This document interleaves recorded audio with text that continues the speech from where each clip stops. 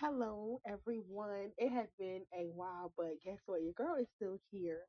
And not only am I here, but I want to just speak from a place of the unknown. I was sitting here and just spending time with God in His presence, and yesterday I was thinking about the story of Ruth, and I know if you have not heard it, I've already recorded a Bible study highlighting the importance of the story of Ruth and Boaz, and it wasn't a love story that I recorded, but it was more so the impact that Ruth had. She was heartbroken, but she still was able to get favor. And today I was highlighted and reminded of, well, actually yesterday, I also talked about Esther. And so I know a lot of times when you hear Ruth and Boaz, you hear, oh, the love story, she found favor and heartbreak. But when I think about Ruth, I think about that is a bad woman. Like, you know what I'm saying? Like Ruth was a bad woman, and I say that because she stuck by Naomi even when she didn't have to. Like that's how we perceive it, right? But when I took the time to look into the fact that Naomi and Ruth still had a covenant. Like a lot of times we look at that story and we're like, oh well, I wouldn't stay, or why would she have stayed? Because what bonded Naomi and Ruth together was no longer available, which was her son. However, when you think about the fact that Naomi and Obed were not yeah Naomi and Obed, they were bonded also by marriage, the same way Ruth was bonded to Naomi in marriage. So when you think about marriage, it's a covenant like in-law. That's her daughter-in-law. So what is a law? Law is a rule that's set in place, for a reason. So when you think about the fact that, okay, yes, Ruth's husband died, Obed's husband died, Naomi's husband died. They were bonded together by trauma. However, Oped chose to go back to what was safe, what was familiar, for her to find a better path. Ruth stuck to Naomi, and she chose God's covenant over her own covenant because she was still already covenant with Naomi through her husband. So even though her husband had died and they were all widows, right? Naomi chose to still honor her covenant with God. She vowed before God that she would be with her husband through life or death, through sickness and health. He was no longer in physical. He had died. He was killed. And so she chose to still honor God's covenant, because in the end, when you look at the story, God is really the highlighter of Naomi and Ruth's story. And he's the highlighter of Naomi and, I mean, not Naomi, but Ruth and Boaz's story, because if it was not for God allowing her that pain, she would have never found favor in a place where it seemed impossible. But it reminded us, or it reminds me, that God is so good. Through the pain, you can still have his favor. His grace is sufficient enough for even you, even the broken. And so when I started thinking about it, now, let me tell you something. I'm at a point where I am like rediscovering my identity. If you have not heard, I do have a podcast called Find Your Identity that I recorded like a couple years ago. It's not available on YouTube, but it is available on the Grateful Together podcast. And it really talks about like finding your identity and being rooted in your identity. Lately, I have been struggling with my identity. I'm not even gonna lie. I've been in a place where I've just have been questioning, who am I? Where is my identity rooted? And then I had to realize that, I'm stubborn in a lot of ways, and I don't really adjust to customs well because I am stuck in my own identity. Um, I have a piece of me that is no longer available. Like everybody knows that my father passed away, and so with that left a void. I have questions about my identity. I have questions about, why am I this way? Was my father this way? And there's a lot of questions that I have unanswered that he can't answer because he's no longer available. And so when you think about, like, okay, I don't want to lose my identity because my identity is tied to my father. I don't want to like move forward and get married. I think about sometimes, like, when I get married, will I drop my last name? Because if I drop my last name and my sister don't carry my daddy's last name, who's gonna carry on his legacy? But then I also am reminded that the word says that we leave our mother and our fathers and cling to the person that we're supposed to be with. And so your identity changes when you say I do. Like your identity is rooted in the new legacy, the new creation, the new covenant that God has created. And this all ties back to what I'm saying about Naomi and Ruth. Ruth chose to stick by her covenant to Naomi. and her covenant with God, because Naomi was a follower of God, and Ruth saw that in Naomi. So she said, there's a part in the Bible where she says, "Your people will be my people, your God will be my God. I will follow you. Do not beg me to leave you." So she clung to her in a moment where she really didn't have a tie or a reason to stay, but in the covenant, because she was her in-law, she said, "I'm still going to honor what I vowed to God." And so sometimes we have to just take a step back and still honor God even when it doesn't make sense. We have to still honor him even when we're afraid, even when we don't know what that looks like. Oped ran away back to where she feel like she could create her own story. She didn't want to follow God. She didn't want to and it says that in the word that she went back to her a place where she was familiar and people were doing what they wanted to do, versus Ruth, who ran with Naomi and chose to follow God. And because she followed God, God established her footsteps. He made her plans ignited by her honoring him. And it shows us that when you honor God, God will honor you. And sometimes we do slip away, we get astray, but there's a difference in being an Obed and being a Ruth. Obed willingly walked away from following God. She chose to go back to a life of not doing what God has called her to do. And it doesn't talk about her anymore. So that lets us know that that was her story. We don't know if she repented. We don't know if she turned around. She went back to what was familiar, worshiping idols and everything else, versus Ruth's story got to be continuously highlighted. And what I'm saying is not to shame you, because I'm not perfect either. I fall short every day, but it shows you that even when you walk away from God, you choose your own destiny. God gives us free will. He doesn't force us. So Ruth stood and she chose to honor her covenant with Naomi because she wanted to honor God. She was curious about who God was. And so there is so much in this that you just have to realize that you have to be that light in the world that is unapologetic about who you are. Even when you're mad at God, even when you're hurting, even when you're pain, you still show up like a light of God because you're still in the back of your mind trusting him. And that for me just spoke a lot. That's me and you right now. That's where we are in life. You have to choose God even when it doesn't make sense, because the in law part about it, the covenant part about it, God is never going to break his promise. He's not going to let you fall. So you got to trust him enough to say, you know what, God, I don't see a way out of this pain. I don't see a way out of this darkness. I don't see how I'm going to make it through, but I'm going to trust you and follow you. And when you give up and when you surrender and you follow God, God will exalt you. And I will never forget, in the end of the story of Ruth, it highlights the lineage of what was started from her and Boaz. If there was no her and Boaz, there would be no Jesse or David. Read your Bibles. Go to the last, I want to say it's in the last page. I don't have my Bible with me. I'm at work, but go to the last page of Esther, and I mean, not Esther, but Ruth, and it'll show you the lineage, like how important you are, how important your story matters, and your name is written. God has a plan for you to exceed you, to prosper you. Jeremiah 29:11, his plan is to prosper you and to not harm you. And for the ones who may feel like, oh, I'm Oped and I've led myself astray, Oped still had a story. Her name was still important because she was in the Bible. And I say it all the time, nothing is just put in the Bible. Everything is there for context. So even though we didn't hear anything else about Oped, but that she went back to living a life that was satisfied in the world, she still was important. God was showing you he gives us free will. And so moving right along back to Esther, I'm tying it all together because basically the more of the story that I'm trying to get you to see is that the things sometimes we feel so like, if you take a picture, right? So say if I took a picture right now and I'm standing in the picture, but there is so much going on in the background. When you see that picture, you miss me. You miss seeing who I am because you're so focused on the things that are in the background, right? So sometimes you have to get rid of, you know how you do like Photoshop, you edit, you correct. So you go in the photo and you edit it and you start removing the distractions. Like recently, me and my son took pictures, and our photographer, she edited a lot of the things out so that when you look at a picture, you don't get distracted by a stop sign. You don't get distracted by a yield sign. You don't get distracted by a green truck that's in this beautiful picture, but you look at the bigger picture. And sometimes, whoo, you can miss the bigger picture because you're focused on the things that are going on in the background. But what's in front of you is hard to see because you're looking for what you want. And sometimes you got to look for what's right in front of you.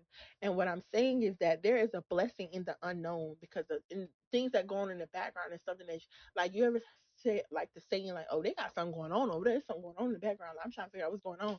If you focus so much on what's behind what you can't see, you're gonna miss what you could have saw. Like you're gonna miss what you could see if you just stay focused, stop being distracted. Right in the midst of that, you'll realize that everything you've been praying for, everything you've been asking for, if you stop running and looking for those things and look directly at it, you'll find it. And so there's a blessing in the unknown. There's a blessing in the things that we can't see. It's kind of like that part where God is fighting battles on the back end that we don't realize. And, in his word, it says that you don't understand now what I'm doing, but later you will. Have you ever got to a point where you're like, I remember this happened. I didn't understand why that happened. And then months later, years later, or you're still figuring it out. And when you get there, you're going to say, now I understand what God was doing. I didn't get it while I was in the middle of it, because sometimes you can be too close to a thing. You don't see it. So sometimes, ooh, this is good. You got to separate in order to figure out and see a picture from afar because you was too close up on it. And the tie that I'm making here is that in Esther, she had a Mordecai, right? Like she didn't have her parents. So Mordecai stepped up and took the role of her parents to guide her, to prune her, to prepare her for where God was taking her. My point of it all is everybody needs a Mordecai, even Esther. Everybody needs a Naomi, even Ruth. They need somebody in the background who's going to do the work for them. Ruth went to the threshing field and asked for favor from Boaz because she was, how can I say it, not hyped up, but she was encouraged by Naomi. Naomi told her, listen, I'm here with you, but I can't do nothing for you, girl. Like, I can't do nothing for you. I can't help you. So what I can do for you is I can encourage you. I can tell you what to do in order to get what you lost, because God is the God of restoring. He will give you back everything you lost. Naomi lost two sons and a husband. Ruth lost a father-in-law and a husband. God gave her double for her what? Trouble. Hello. She was willing to set aside her pride and ask for help. She went to the threshing floor to ask for help, and Boaz handled business literally for her. He went, sought, found, and he redeemed her. They had a child together, and Naomi was restored. She had a grandchild, and really she took that child on as her son. She was more of a mother. It tells you that in the word in the end. And Esther, you know what I'm saying? Like Mordecai, even when Esther was afraid to do what was outside of her normal, to approach the king, because she said that we're not by custom. Sometimes, it comes back to that word law. There's a law put in place in everything, but sometimes you got to go against law and choose God. You got to go against law and say, you know what? My God is greater than your law. My God is greater than your rules. I'm not saying that you walk around living obnoxious and breaking rules. What I'm saying is you live for God, because even when you choose God, there's gonna be rain. It's gonna be difficult, but what you have to do is face the odds. You gotta fight and push forward. And sometimes you can't do that on your own. So you need somebody in the background who's gonna do it for you, who's gonna be covering you in prayer, who's gonna be asking for God to reveal stuff to you, who's gonna be there to encourage you when you can't encourage yourself. That's why I always tell you it's always good to get with people who can prosper you, to move you forward, godly counsel, people who can hold you accountable. These are who they were for Esther and Ruth. Ruth had a Naomi, Esther had a Mordecai. Who do you have? Who's in the background handling business for you? And that's something that I had to realize later. Like I'm telling you, go read your Bibles. Mordecai literally got Esther together. He told her, listen, I know you all high and mighty. I'm summing it up. But I know you high and mighty. You think you sitting on your high horse. But our people are about to perish. And I know you think because your name changed, it goes back to identity. She wanted to forget who she was. But God put her in a place where she was not able to forget who she was, because Mordecai came back and reminded her, girl, let me tell you something. These are people, we're about to perish, and you are one of us. So don't think for a second that because you up here with this crown on your head, that it ain't finna happen to you. You are one of us, so you need to stand with us. You got to go against the law. The king put in place that all Jews is going to be killed, and Mordecai said, I'm not standing for that. I'm going after God because I know my God can turn it around. And he put somebody in place so that it can happen for such a time as this. You're called according to God's purpose. Forget law. Forget what somebody said. Do what God said. Go against the grain. And remember, you have to take risks. You got to be confident. You got to be bold because it's not going to be easy. You're going to get tired. You're going to not always have the answers. And sometimes you're going to be too close. You're not even going to see what the next step is. But in that, you have to be still until God's will is clear. Stand still until God tells you to move. Stand still until God gives you a word. Sometimes that's the hardest thing. Sometimes we do things prematurely, but it all works together.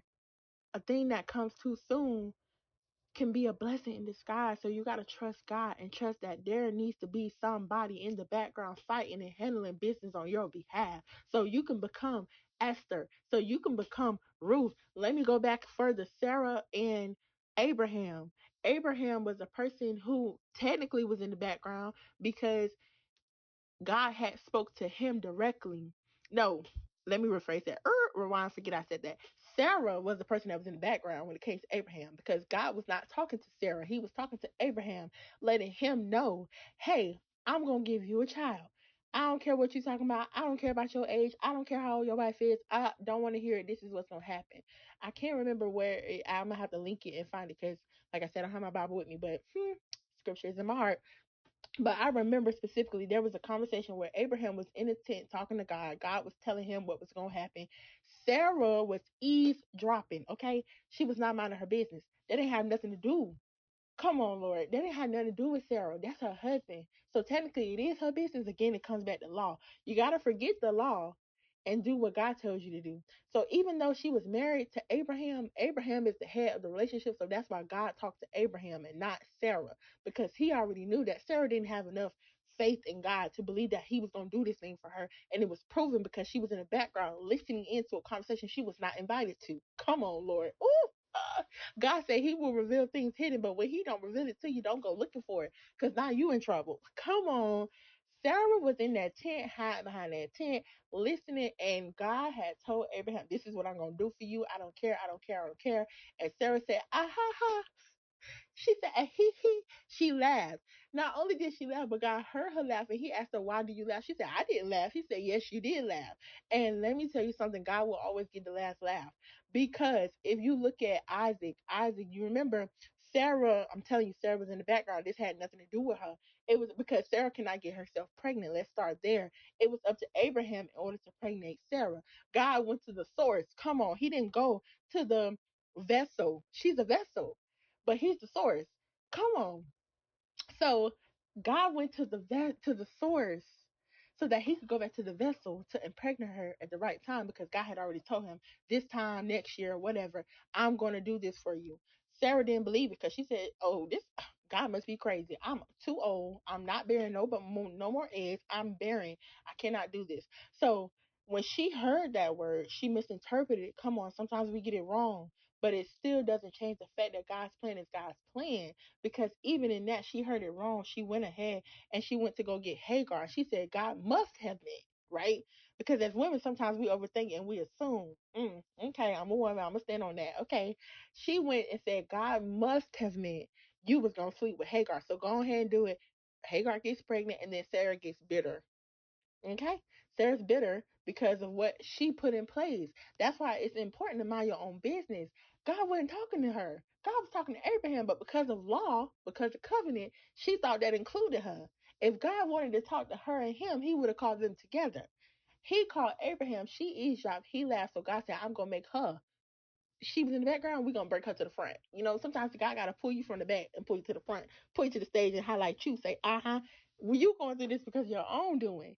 But in that, God is never one to shame us, to shame us or bring us fault. He is there to show us that God is a God who will do it for you and me. He can do all things if you believe and not doubt in your heart. Mark 11:22-24. Believe that whatever you ask in prayer, it will be done for anyone who does not doubt. And God did that very thing. They gave him Sarah was born with Isaac. Isaac names means one who laughs. Ironic, right? Context. God said, I was talking to Abraham about the business he was handling for you. You eavesdrop, you opened your mouth, so now I'm gonna show you that I can actually do this thing. And so Sometimes you just have to be still and ask God, what is my position? Because sometimes it's not up to you. There's somebody in the background praying for you, asking for something to be done, and your name is that answer. But you can't put yourself in that position and say this is what God's called me to do if he hasn't told you directly, or if you're unsure about it. Let the source confirm it. And so in that story with Sarah and Abraham, Sarah eavesdropped. She went and made her own plan. God honored the plan, even though that was not a part of his plan. All that was just a bunch of chaos. Again, like I said, the storm. Once sometimes we take things in our own hands and we create chaos, but God is a cleaner upper. He cleaned up the mess that Sarah made. He blessed Ishmael. He blessed Ishmael, even though Ishmael was not the promise. Isaac was the promise. Isaac was born by Sarah. Sarah was made to laugh. Like I told you, God's gonna get the last laugh. So when she named him Isaac, God said, listen, remember that time I was talking to Abraham, I wasn't even talking to you. Now you're gonna look at Isaac every day and it's gonna laugh. You're gonna be because and she I can't remember 100% what it says, but she made it known. She said that I will name him the one who laughs, or the one who laughs, or something like that. You gotta read your Bibles, okay? But it highlighted it for a reason, because remember, she doubted God. She thought it was a joke, and God said, "Girl, I'm not to be played with. I'm serious. I'm gonna do this thing. I know that it seems impossible. I know that you've been waiting, and it seems like it's not gonna happen. And at a moment, I would assume, and let me not say assume. I'm gonna say that she got weary, she got tired, she gave up. Proof is in that because she went and made her own plan because she was tired of waiting on what God said He was gonna do. And sometimes that's a living proof for myself when it comes to what I'm praying for and believing God for. But sometimes when we make our own mess, God comes in and He cleans it up. But make sure that you're doing your part. Don't focus on what's going on in the background that you miss what's going on in the front. Because when God gives you the very thing that you're praying for, you're going to miss it. Don't miss what God is trying to excel you in. Like I talked about this too. I missed it. There's stuff I'm still missing to this day. And I'm like, oh, now I gotta go sit and, take accountability for that. But it's okay because we're human and God never shames us. He wants us to be aware. So don't worry about something that ain't got nothing to do with you.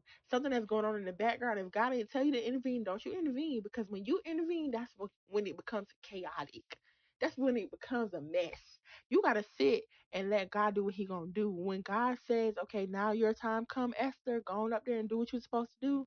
And when you can't do it, when you're not confident enough, God will send you a Mordecai to say, hey, let's get it together. Fix your crown. It's time to go. We gotta go say these people. I don't care nothing about none of that. You go in that room, you pray, and before you make a move, you pray about it. Esther didn't just walk in there and say, oh, I'm here, let me go. No, she prayed and she fasted. And that's why I said it's not about forgetting law, it's about choosing God first. You seek the kingdom first and all else will be added unto you. So if you ask for guidance, God will give you guidance. So James 1 says, if you do not have wisdom, God will give you wisdom if you ask for it. So don't go prematurely, don't go perishing, being ashamed and embarrassed because you don't intervene in something that God never told you to call yourself to in the first place. Be still and know that God has your best interest at heart. And even when we make a mistake and even when we hear him wrong, He turns it around for our good because He is a cleaner upper of messes. And the important fact of the matter is, all this is said to let you know that there is a blessing in the background. There's something going on in the background, and you don't have to be worried about what that specifically is because God has already prepared the way and made a way for you to walk through it boldly. Don't focus on what you can't see. Focus on what's in front of you. What are you facing right now? For me, it's my anxiety. So I'm working on being more relaxed. I'm working on being more calm. For me, it's working on being over analytical. And in a good way, I can tell you right now, there's a good and a bad to everything. I told you that before. There's a good and a bad. There's a positive and a negative with everything. Okay, in a positive situation, I'm a person that overthinks. So when it comes to stuff like this, I overanalyze and I get to the root of the things that are being said in the context of the Bible. For instance, the fact that the covenant thing, somebody may have read Ruth and Naomi and never really understood 100% why she stuck with Naomi. It had nothing to do with her just wanting to be like, oh, I want to be alone. Because sometimes we read something in a certain season and we get it wrong. But when you go back to it, you're like, oh my God, she was her daughter in law, a law, a covenant, a rule. She didn't break that rule just because her husband, the initiator of that, wasn't there. She stuck with her covenant through Naomi because of the covenant Naomi had with God. It's deeper than marriage, y'all. And that's why when people say, why is it so important to get married? It's covenant. It's important. And we all have our own opinions about that, but it just, in this moment, I'm just trying to paint a picture to show you that in this context, overthinking is good because then I can get to the root of, dang, God's really using something in this. God's really showing me something. But on the flip side, I could sit here and look at a document.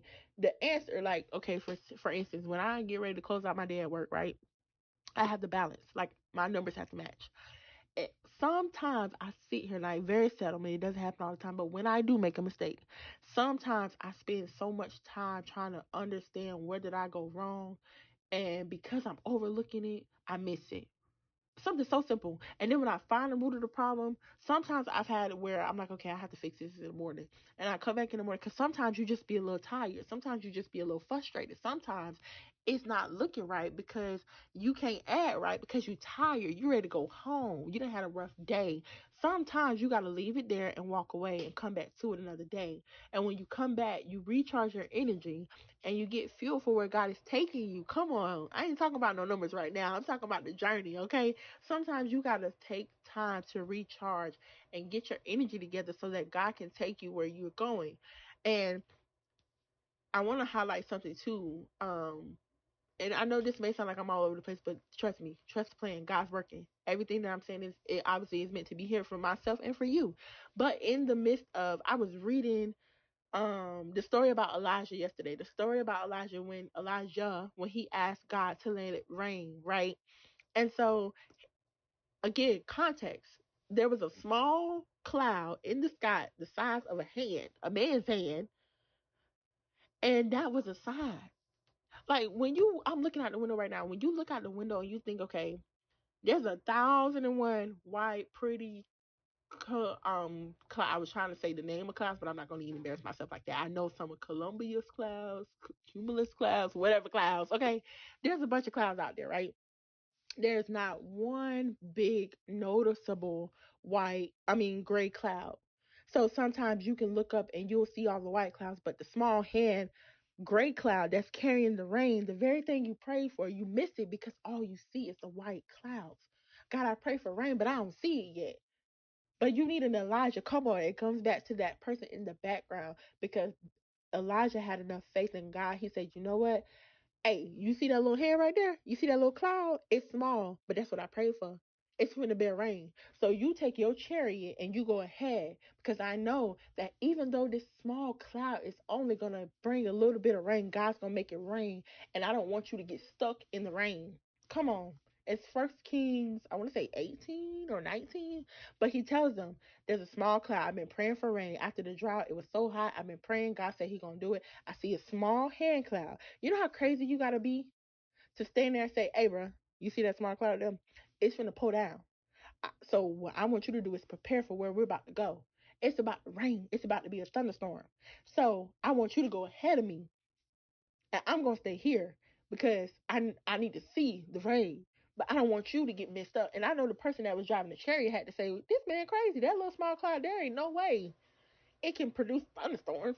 It ain't no way that's gonna create a hurricane." Stop putting God in the box, okay? And it reminded me that even after that happened, he went back and Jezebel, she threatened his life. She said, oh, I'm gonna kill you. You the only one of your kind. You finna die. And so he was like afraid, and he got to a point where he was running and he was hiding, and he said, God, just take me now. I can't deal with this. They done killed my people. I'm doing your work. I've been, I watched people get slaughtered. I can't do this no more. So Elijah was ready to give up. He laid down and he said twice, God, take my, or he said, God, take me, just kill me now. And an angel came to him twice. Twice an angel came to him. But after, he had a victory, there came some rain. And there was an angel that came up to him and the angel said, get up and eat. And and he was still laying there. And the angel came back again, said, "Get up and eat." And there was a bread loaf that was laid before him. And so when I read that, God said, in order for me to take you where to go, you gotta nourish yourself. Like you gotta feed yourself. Like you gotta replenish yourself. Like if you tired, you gotta get rest. If you thirsty, get some water. If you hungry, get some food. Like because in order for you to make it where you're supposed to go, and last, to endure, you gotta build yourself up. You gotta build your stamina up. And so he told Elijah that I'm sending you away and I want you to be full so that you don't get weak when I'm sending you. And he was traveling for 40 days and 40 nights. And had you imagined him walking and getting tired again, had he not drunk water, had he not drunk that bread, ate that bread, he would not have been able to do what God called him to do at the right time because he was not well nourished. And so again, in that moment, he had a victory. You know, he was a victor. But after that, God said, "Okay, I'm not." And sometimes we feel like, okay, we did one thing and that's the end. But God is, He gonna consistently use you. Let Him use you. But sometimes it's gonna be, it may be a lot on us. And so before He uses you again, He's gonna say, "I need you to replenish." Don't get weary and well do. Don't do. Sorry, don't get weary in well doing. Like, don't give up. You have to endure it. Like, see it through. See it to the end. Like, ask for your strength to be replenished. Ask for your mind to be restored. Ask for your heart to be mended. Like, ask for what you need so that you can endure to where God is trying to take you. Again, what goes on in the background is a blessing because God is working and moving things on your behalf, and He has people who is in the background handling business for you, doing things that you don't even know because God knows that you're not strong enough to do it and carry it by yourself. So He's going to send someone who's able to do that for you. And sometimes we're not going to always understand, but God will bring it to the forefront when it's the right time. And in that moment, you just have to say, okay, aha. It's like an aha moment. And so I know this is long winded, but I just want to highlight the importance of the specific time that God has called you to do something. And even though it may be a lot going on in the background, don't focus on what's in the background because if you miss what's behind something, you'll miss what's in front of you. So you have to stay focused and remember to pray that if you don't have somebody like that God will be that person for you. He's already that person for you, but ask Him what you need. Like, God, okay, I'm trying to get here, but I keep getting distracted. I'm trying to focus, but I can't figure out what's going on. And something that I did recently, because this has been me. I had so much going on in the background, the back of my mind, the back of my heart, the back of my head. I mean, it's just been a tough time with everything that has been going on since last year. And I'm going to like open up and talk about that later once I built the stamina and the confidence up to openly talk about it. And that's what God has been doing. That's what led me to this message that there was a lot going on in the background because God had a bigger picture. And sometimes we couldn't see it because the picture is blurry sometimes when you up on it. It's like when you're looking at a crossword puzzle and you're looking for that one word and you can't see it because it's sideways or it's up and down or it's horizontal. Like you can't see it because sometimes it like when you look at that paper, sometimes all those words, all those letters just look like letters. And you're like, dang, I got one more word and I can't find it. And you're like, okay, I'm gonna just sit this down for a second. And then when you come at like, oh, it's been a little 30 minutes, let me open. Like that was this word the whole time. Like the whole time. Here is what I've been looking for. I missed it because I wasn't fully paying attention. So don't miss what God is doing in your life because you're so busy focusing on what's going on in the background. Focus on you. Focus on what you're supposed to be doing and let God be God and let the people in your life handle the business that God has called them to do. Because sometimes God will put something on somebody else's heart and reveal what you need. And He'll also reveal that I need you to specifically handle this for this person because this person is not currently strong enough to do it by themselves. Then when it's time, they will reveal like, okay, this is what I was doing for you. This is what I was handling, and sometimes in the midst of that, we fold and we get weary and we get frustrated and we start lashing out at the people that's helping us. And then it's like, okay, wow, I'll tell her when she calmed down that, I really was just trying to help. And it's like, oh, I'm not myself when I don't eat. What's that commercial Snickers? I get a little frustrated when I ain't ate nothing. I get a little hangry. But if that's you, replenish yourself with the goodness of God. And I just want to encourage you that there is a blessing in the unknown There's a blessing in what we can't see, child. Get you somebody in the background that's gonna handle it for you. And if it's not a physical person, it's God, because He is always orchestrating something. It says it in His word, His plan. His stuff is never unknowingly done. Sometimes we don't understand what He's doing because He's doing a new thing, and because it's new, we ain't never seen it before. You can't figure out something you ain't never done before if you ain't never done it. When I just said that, that line came from a movie. I don't know what. Oh, what was that movie, Baby Boy? When he told her, she said, "I ain't supposed to leave the house. I ain't gotta leave the nest if you ain't never left it." But sometimes, God didn't call her to leave that nest. He called Jody to leave it. Okay. If you never seen that movie, it's okay. That's all right. It ain't really holy. But again, we're not perfect. We're pervaded by His image. But all in all, just aside, get focused. Fix your crown, because God is doing things in the background and He don't want you to miss out on what He's doing for you, because these are things that you prayed for, and it's gonna be bigger than you can imagine. That's why it's being handled without you. God's doing it on His own. He don't need your help. Sometimes we feel like Sarah, we feel like, oh, child, let me go over here and help God, because He don't know what He's talking about. Let me go help them. He don't know what He doing. Just doing stuff. And God gonna show you. He gonna show me. He gonna show you that He got it all orchestrated, okay? And when you assume, you know what they say, okay? So let's not do that. Let's trust God, because with God there is no assumptions. His word is clear. Plans to prosper you and not harm you, to give you hope and a future. So that means longevity. Always, this is His word. It's consistent. God will not change. And if God's word that He spoke to you changes, ask yourself why. Is it because of doubt? Is it because of the enemy? Because the enemy gonna show up. I told you. Look at Elijah. He prayed and believed for rain. This rain came, and it was a good thing. It was a victory. And then as soon as he got that victory, here come the enemy. Oh, baby, you finna die. I'm finna take you out. You ain't gonna live to talk about this no more. And God said, "Not on my watch. Go over there and give him some bread. Give him some stuff to plenish him up, because I'm taking him where ain't nobody gonna go. He going on 40 days, 40 nights by himself, but I'm gonna be with him. I'm gonna go ahead of him."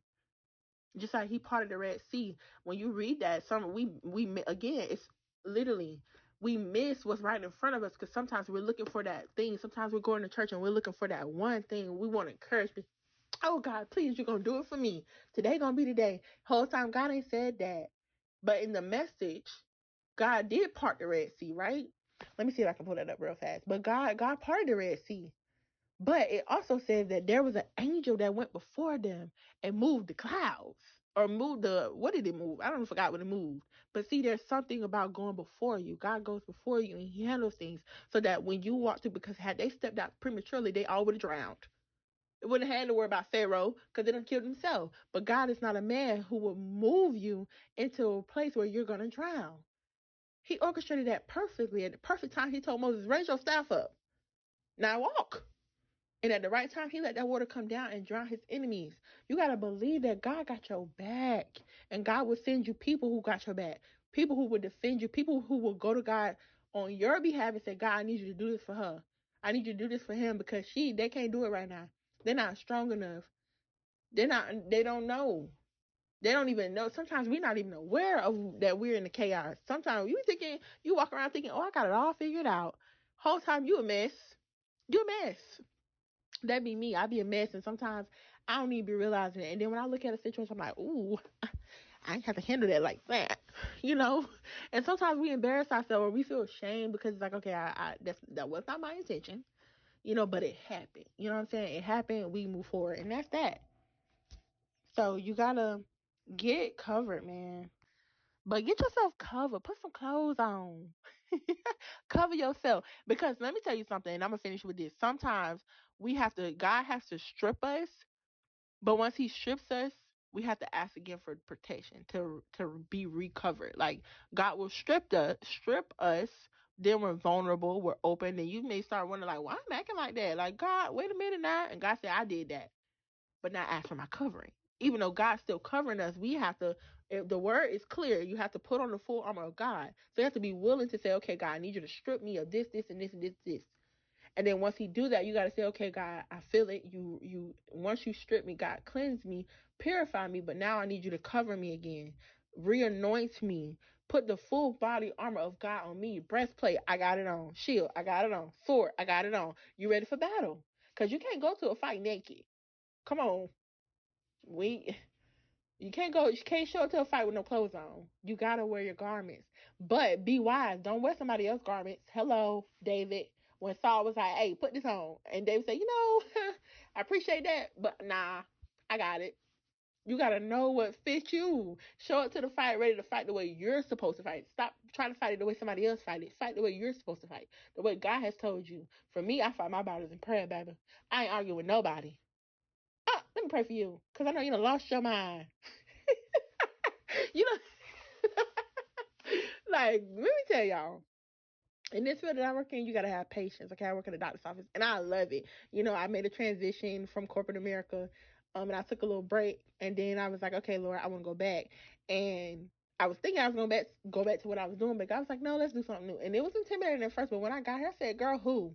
Why are you intimidated? Because I've never worked in the medical field before, but it's almost going on a year, and I love it here. And it's bigger than what everybody else sees. It's what God wanted me to do. And this is where I'm supposed to be because there's a purpose, there's a reason for every single thing. God's teaching me something. I told y'all that. God is teaching you something and where you are. So use it. Take note. Pay attention. Stop worrying about what's going on in the background. Stop worrying about other people's business. Focus on you.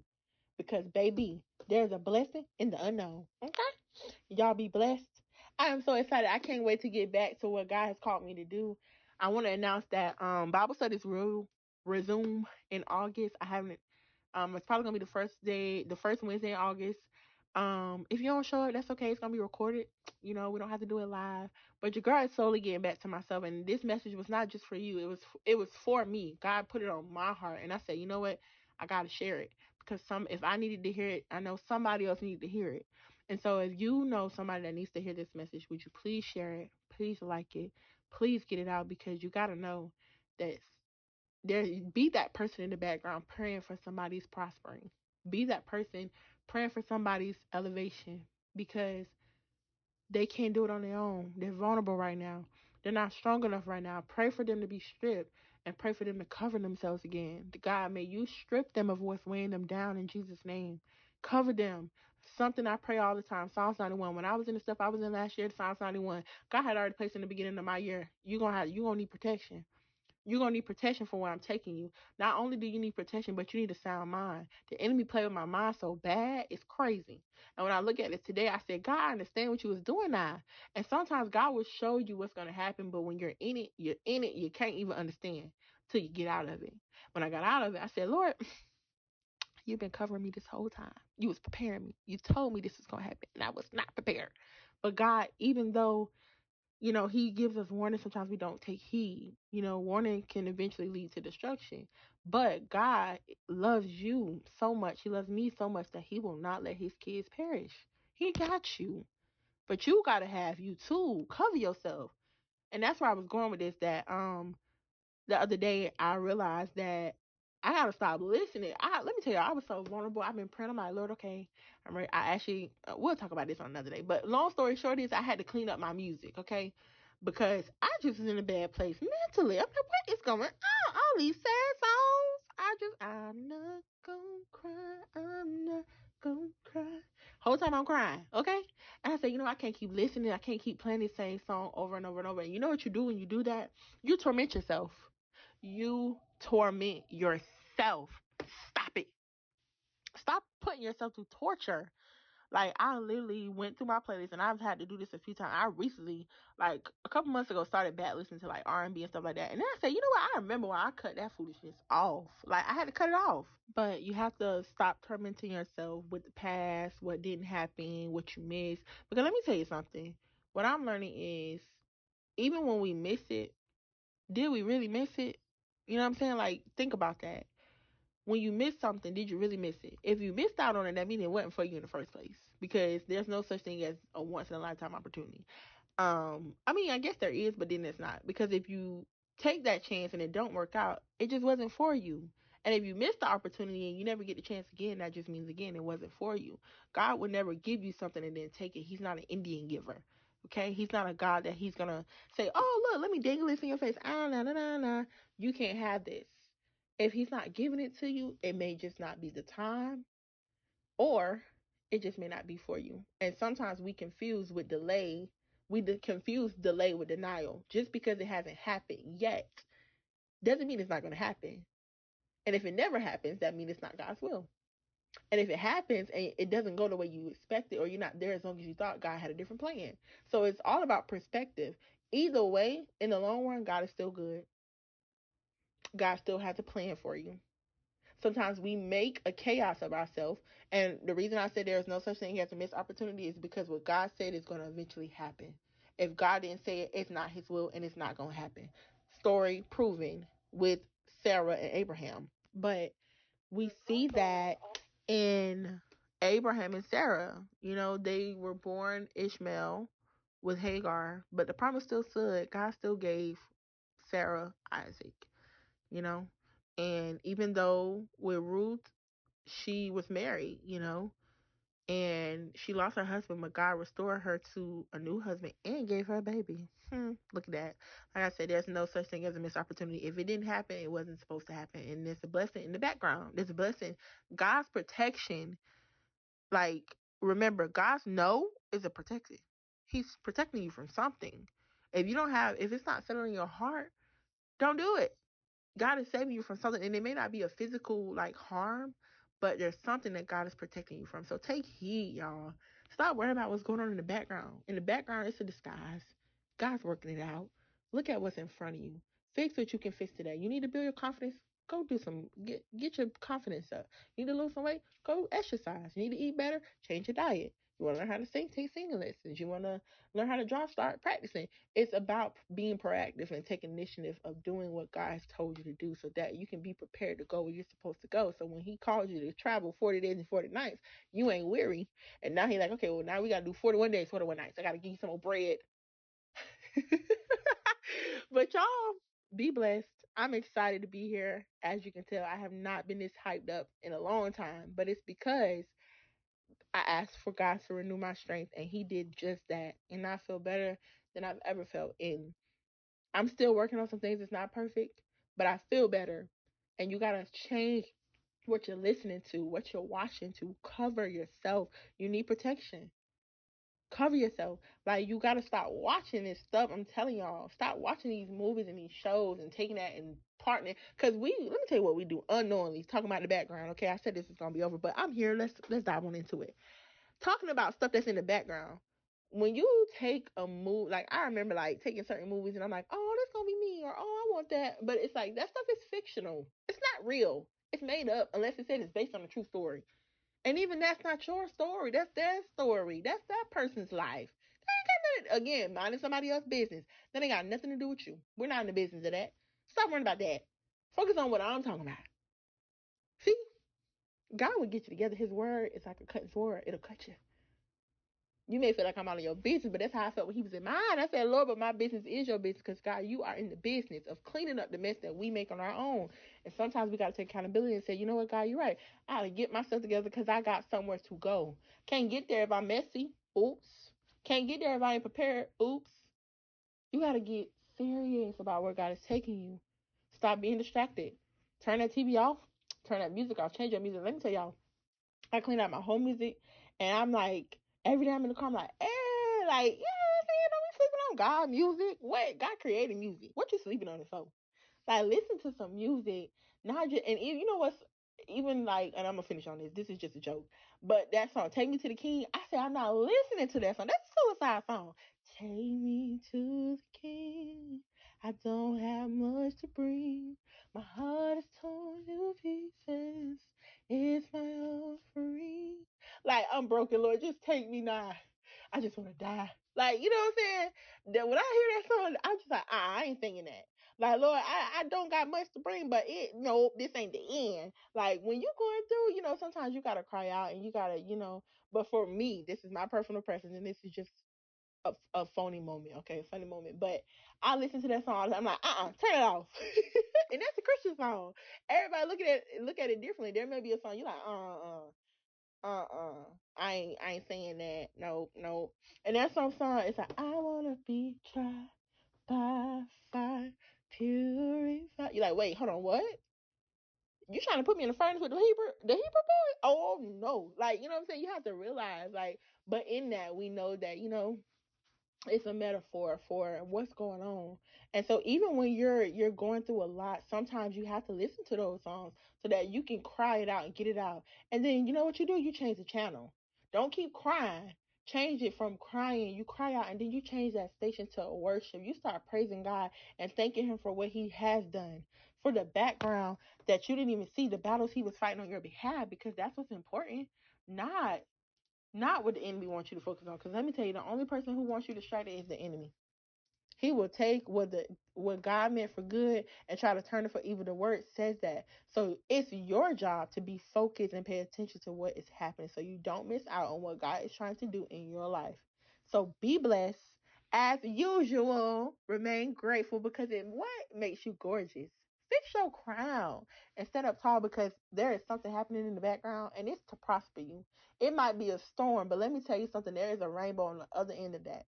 It may rain, but after the rain is clear and there is sunshine. So let it go, let it out. But don't keep crying about it every day. Praise God and move forward and do what God has called you to do because there is something waiting on the other side for you. Hope you have a blessed week. Love you, but God loves you more. Bye.